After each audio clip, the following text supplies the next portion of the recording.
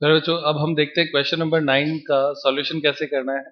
तो इसमें अपने को ट्रेडिंग अकाउंट पूछा गया है सिर्फ। तो सबसे पहले लिखेंगे टू ओपनिंग स्टॉक। कितना है बच्चों? पहले का 1,08,000, दूसरा 1,60,000, तीसरा 50,000। उसके बाद में टू परचेज दिया हुआ है, तो टू परचेज 6 लाख, 5 लाख और 2 लाख। फिर बाय सेल्स लिखना है, एक्चुअल लिखना है 7 लाख, 6 लाख और 3 लाख। ये तीन इंफॉर्मेशन प्रश्न में डायरेक्ट दे रखे हैं। उसके बाद में आपको एक वर्किंग नोट इसमें बनाना पड़ेगा, क्योंकि इसमें जीपी कैलकुलेट करेंगे और क्लोजिंग स्टॉक जो है वो बैलेंसिंग फिगर से आएगा। तो यहाँ पे लिखेंगे वर्किंग नोट,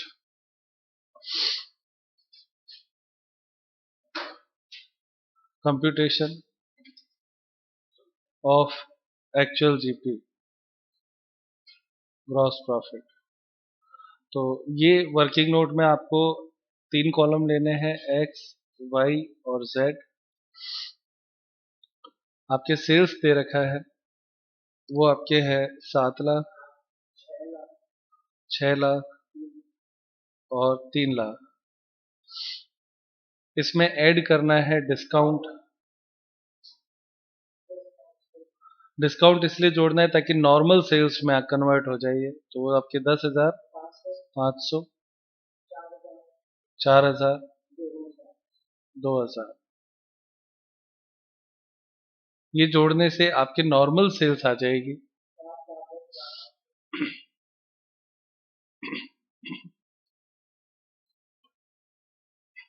7,10,500, 6,04,000, 3,02,000। अब इसके ऊपर ये नॉर्मल सेल्स हमने इसलिए निकाला क्योंकि जो आपका जीपी रेट दे रखा है वो आपके नॉर्मल सेल्स पे दे रखा है। तो वो परसेंटेज कितना है? पहला 20% है क्या? 20, 25 और 30। तो 20%, 25% और 30%। जब आप इसे कैलकुलेट करेंगे तो आएगा 1,42,100,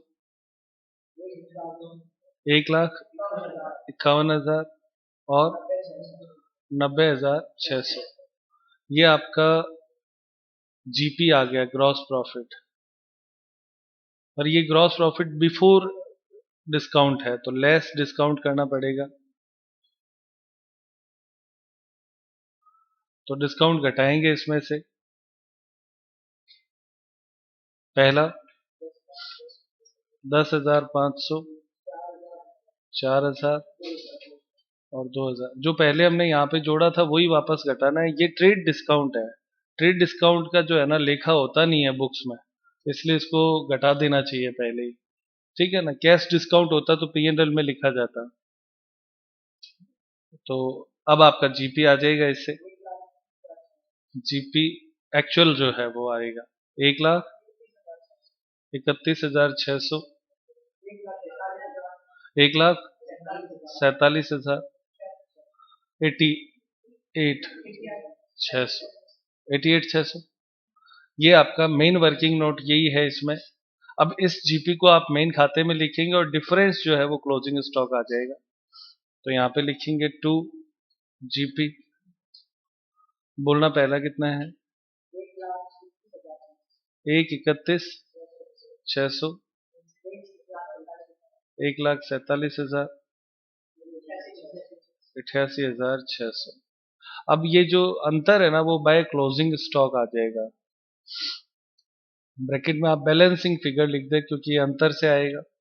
तो इस तरफ का टोटल लगाना पड़ेगा अपने को।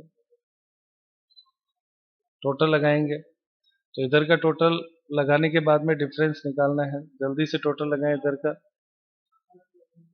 8,29,000, 39 है क्या? 39, 39 होगा ना। 8,39,600। दूसरा 8,07,000 और 3,38,000। 88,000 और 2,88,000 और 50,000 और 3,38,600 ही आएगा। तो ये सेम वापस इधर लिख दो, 8,39,600, 8,07,000 और 3,38,600। अब आपका अंतर जो है ना वो आपके स्टॉक आएगा। तो अंतर कितना आता है? 1,39,600। दूसरा 2,07,000 और तीसरा 38,600। आंसर आपकी क्या दिया हुआ है बच्चों किताब में? ये आंसर दिया हुआ है ना? दोनों ही हो गए हमारे तो सॉल्व। ये बस इतना ही क्वेश्चन है। ठीक है प्यारे बच्चों, नेक्स्ट क्वेश्चन देखते हैं। प्यारे बच्चों अब देख रहे हैं क्वेश्चन नंबर 10। हितेश लिमिटेड के दो विभाग ए और बी हैं। निम्नलिखित विवरणों से 31 मार्च 2018 को समाप्त होने वाले वर्ष के लिए विभागीय व्यापार खाता और लाभ हानि खाता बनाइए। ट्रेडिंग अकाउंट और पी&एल अकाउंट बनाना है। आगे देखते हैं। अब इसमें आपके दोनों डिपार्टमेंट के बारे में दे रखा है, डिपार्टमेंट ए और डिपार्टमेंट बी। सबसे पहले ओपनिंग स्टॉक एट कॉस्ट दिया हुआ है, purchase, carriage inward, wages, sales, purchase goods transfer, finish goods transfer और रिटर्न ऑफ फिनिश गुड्स। ये सेल्स रिटर्न की तरह हो गया। ठीक है। फिर उसके बाद में आपके दिया हुआ है जनरल एक्सपेंसेस और क्लोजिंग स्टॉक। केवल ये एक पी&एल में आएगा, जनरल एक्सपेंसेस। बाकी सारा ट्रेडिंग अकाउंट में आ जाएगा, स्टॉक सहित। यहां तक का सारा प्रश्न। अब आपके अन्य सूचनाएं क्या लिखता है? लिखता है अंतर विभागीय स्थानांतरण, यानी जो ट्रांसफर हुआ था ना परचेज गुड्स, तो उसमें कहता है क्रय माल दो तरह के थे गुड्स। एक तो था परचेज गुड्स था इस सवाल में, और एक फिनिश गुड्स था। तो कहता है जो क्रय किया हुआ माल है ना वो तो कॉस्ट पे ट्रांसफर होता है, परचेज गुड्स तो। और जो फिनिश गुड्स है, जो एकदम तैयार करके हो जाता है, वो विक्रय मूल्य पे ट्रांसफर होता है। तो जो कॉस्ट पे ट्रांसफर होता है उस पे स्टॉक रिजर्व नहीं होता है, और जो सेलिंग प्राइस पे होता है उस पे स्टॉक रिजर्व होता है। बस ये इतनी सी चीज इसमें आती है। अब उसके बाद में आगे देखते हैं। प्रत्येक विभाग के अंतिम स्टॉक का 20% भाग दूसरे विभाग से प्रतिनिधित्व करता है। तो जो क्लोजिंग स्टॉक है उसमें दूसरे विभाग से कितना आया हुआ है? 20% आया हुआ है। तो हम स्टॉक जो दिया हुआ है उसका 20% निकालेंगे, इनटू जीपी रेट करेंगे, तो स्टॉक रिजर्व आ जाएगा। अब यहाँ पे ये कहानी और थोड़ी सी समझ लेते हैं। Purchased goods transfer, purchase goods ये कॉस्ट पे होता है। तो ये कॉस्ट पे होता है तो लिखना तो दोनों तरफ है, ठीक है ना? लेकिन अनरियलाइज प्रॉफिट इसका नहीं होगा, मतलब इसके उसमें नहीं लेंगे। फिनिश गुड्स जो है ना वो सेलिंग प्राइस पे ट्रांसफर होता है, ये भी दोनों तरफ लिखा जाएगा। क्लियर? लेकिन इसमें स्टॉक रिजर्व होगा, यानी अनरियलाइज प्रॉफिट होगा। उसके बाद में रिटर्न ऑफ फिनिश गुड्स, तो ये फिनिश गुड्स वो इसी का ही तो रिटर्न है ना? तो इसमें इसको अपने को लेस करना पड़ेगा, यानी जब हम कैलकुलेशन करेंगे तो ये सेल्स रिटर्न की तरह है। जैसे एक ने भेजा दूसरे ने वापस लिया, तो रिटर्न के रूप में इसको लिखना है। ये भी दोनों तरफ लिखा जाएगा। ये दोनों एंट्री दोनों तरफ होंगी, क्योंकि आपस में है, ए ने बी को, बी ने ए को ऐसे ट्रांसफर किया है। तो जब एक दूसरे को ट्रांसफर करते हैं तो दोनों के खातों में लिखा जाएगा, और दोनों के खाते चूंकि हम एक साथ बना रहे हैं तो दोनों तरफ लिखा जाएगा। एक जो भेजता है उसके लिए परचेज है, जो प्राप्त करता है उसके लिए सेल्स है। एक जो सेल्स रिटर्न करता है तो उसके लिए सेल्स रिटर्न है, तो दूसरे वाले के लिए वो परचेज रिटर्न हो गया। तो दोनों तरफ दोनों चीजें लिखी जाएंगी। ये इस पूरे सवाल में ये यहां से यहां तक का मैटर बहुत इंपॉर्टेंट है, और कुछ नहीं। देखते हैं कैसे करें इसको। फिर बच्चों देखते हैं क्वेश्चन नंबर 10 का आंसर, जिसमें आपको ट्रेडिंग अकाउंट और पी&एल अकाउंट बनाना है। दो डिपार्टमेंट है ए और बी, तो दो अमाउंट के कॉलम बनाएंगे। सबसे पहले आप लिखें to opening stock. Opening stock, तो ओपनिंग स्टॉक आपके इसमें दिया हुआ है 80,000 और 48,000, 80,000 और 48,000। उसके बाद में टू परचेज,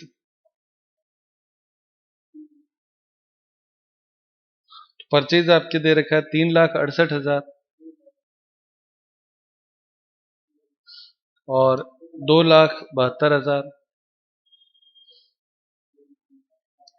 उसके बाद में टू वेजेज लिख लो, कैरीज इनवर्ड लिख लो, एक ही चीज है, सारे लाइन टू लाइन चलने दो। टू कैरीज इनवर्ड,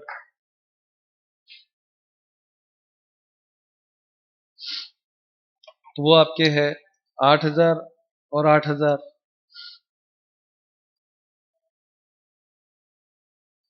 उसके बाद में वेजेज लिखना है तो लिखे टू वेजेज 48,000 और 32,000, 48,000 एंड 32,000। उसके बाद में परचेज गुड्स ट्रांसफर्ड, तो हाँ उससे पहले सेल्स लिख लो, बाय सेल्स, सेल्स दे रखा है 5,60,000 और 4,48,000।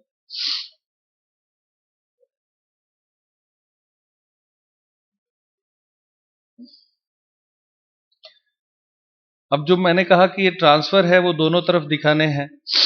सबसे पहले आप देखो परचेज गुड्स ट्रांसफर्ड, तो बाय में लिखें ट्रांसफर,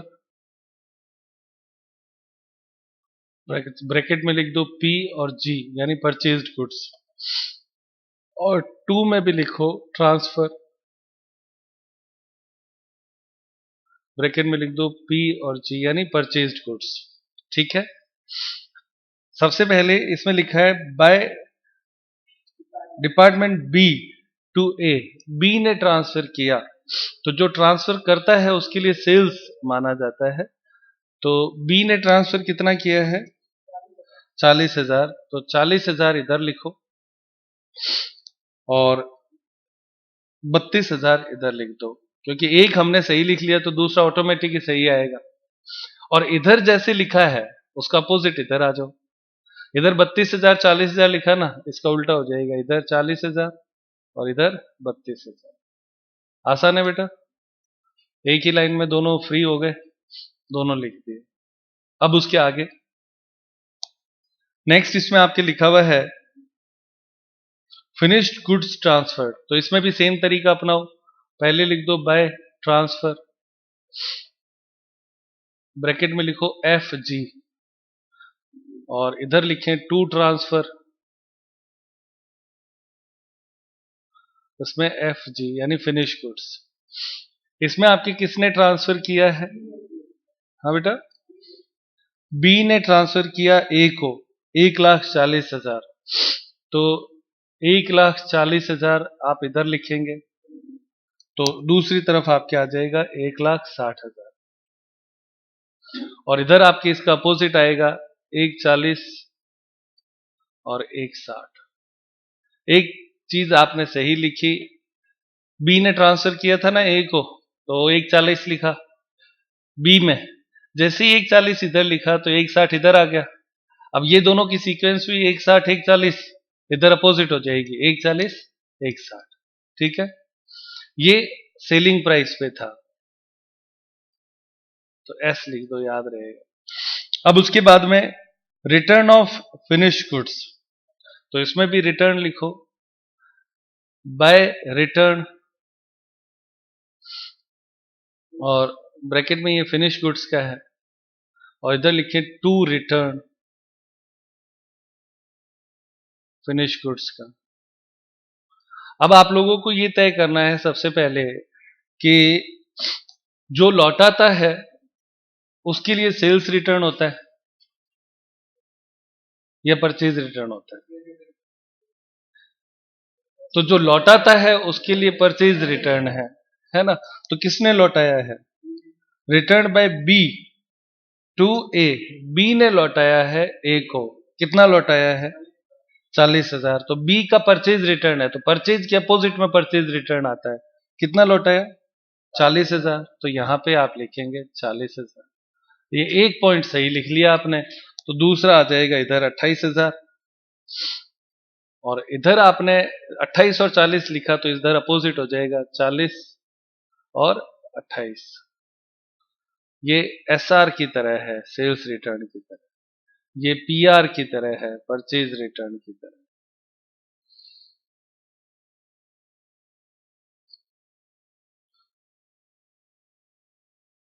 ये एसआर, ये पीआर। ये था प्यारे बच्चों। लिखें इधर बाय क्लोजिंग स्टॉक। तो क्लोजिंग स्टॉक आपके दो हैं, परचेज्ड गुड्स का और फिनिश गुड्स का। तो दोनों लिखने ही है। कितना कितना है? 18,000 और 24,000 है ना। और दूसरा है 96,000 और 56,000। ये जो 96,000 और 56,000 है ना, इस पे एसपी लिख दो। एसपी मतलब इसमें सेलिंग प्राइस इंक्लूड है, मतलब प्रॉफिट जोड़ के दिया हुआ है। ये अपनी जानकारी के लिए लिख रहा हूँ, ये सिर्फ अपने लिए हिंट है सवाल करते समय। पेपर में कोई हिंट लिखने की आवश्यकता नहीं। हो गया बच्चों यहाँ तक का सारा।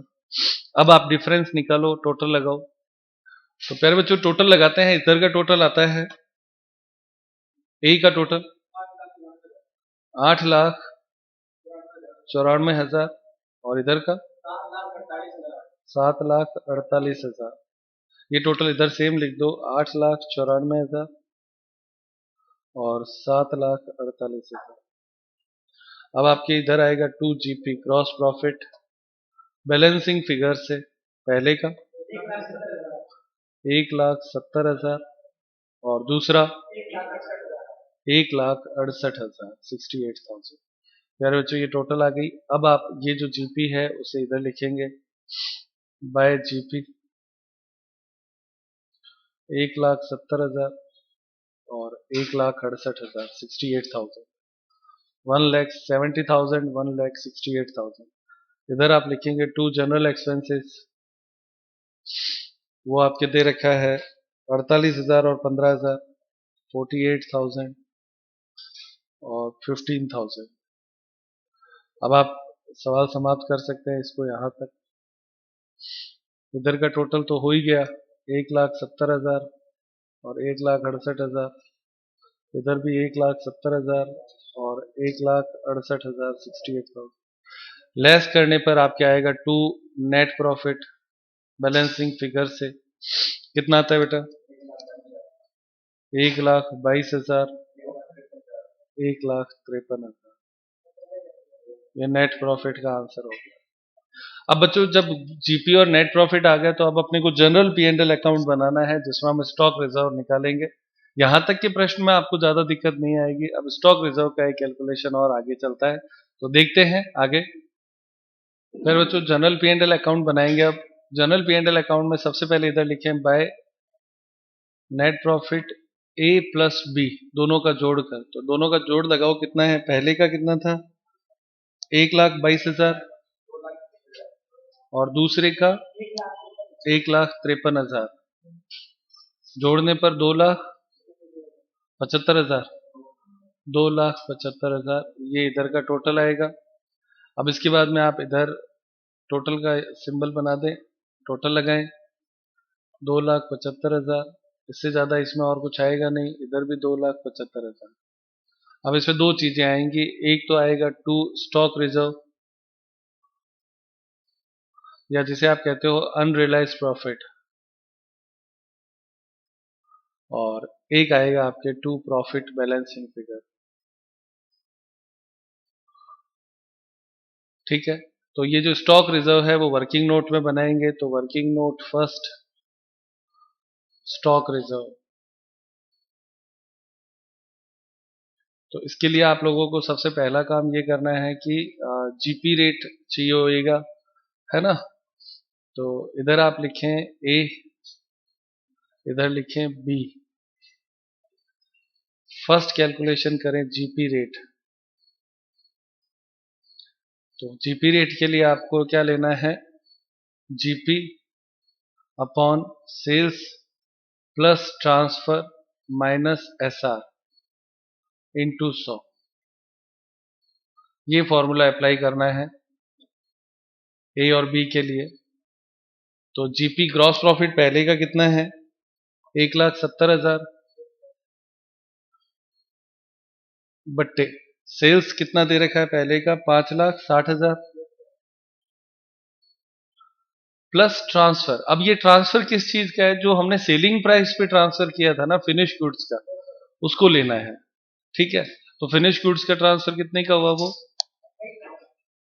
जो ट्रांसफर हुआ 1,60,000 का, तो इधर लिखेंगे 1,60,000 माइनस SR, तो सेल्स रिटर्न आपका है 40,000। ये इतना आपको लेंगे तो ये आपके एक्चुअल सेल्स है, समझ में आया? इंटू 100, अब परसेंटेज निकालना है, ये A का आएगा। अब इसी तरह से B का लेंगे, इसका कितना आया बेटा? 25%, ये बॉक्स में बन गया।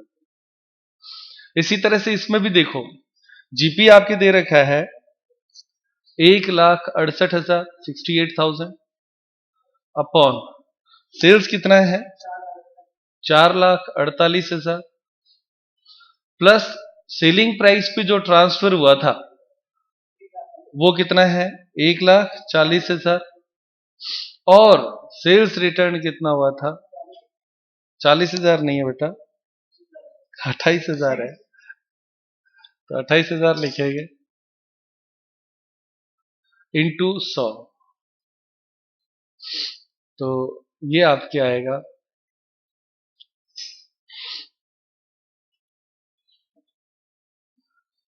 ये आया 30%। ये दोनों का जीपी रेट आ गया प्यारे बच्चों।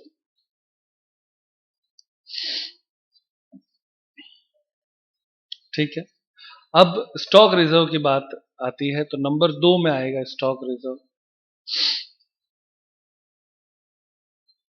तो स्टॉक रिजर्व में ए का स्टॉक आपके दे रखा है 96,000 96,000। ये कौन सा स्टॉक ले रहे हैं? फिनिश गुड्स का, इंटू 20%। ये 20% क्यों ले रहे हैं? क्योंकि दूसरे जो डिपार्टमेंट से आया हुआ स्टॉक है वो 20% ही है, तो ये दूसरे डिपार्टमेंट से आया हुआ, इंटू जीपी रेट कौन सा लेंगे 30%, इधर वाला क्रॉस लेते हैं ना। तो अब आप इसकी आंसर कैलकुलेट कर सकते हैं 5760 5760। अब ये हुआ वैसा का वैसा, इस तरफ लेना है। इसका फिनिश गुड्स का स्टॉक कितना है 56,000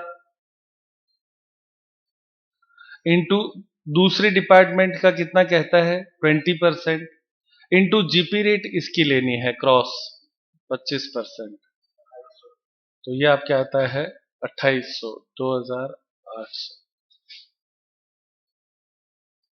ये आपके स्टॉक रिजर्व आ गया, एसआर आ गया, दोनों जोड़ लेंगे तो टोटल एसआर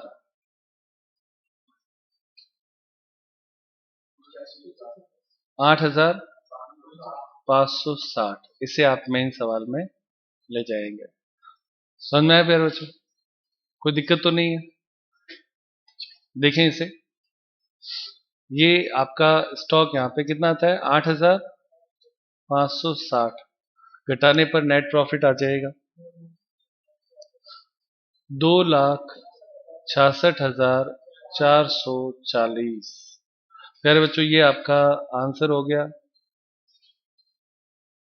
हाईलाइट कर देते हैं इसको, किताब में दिया हुआ है।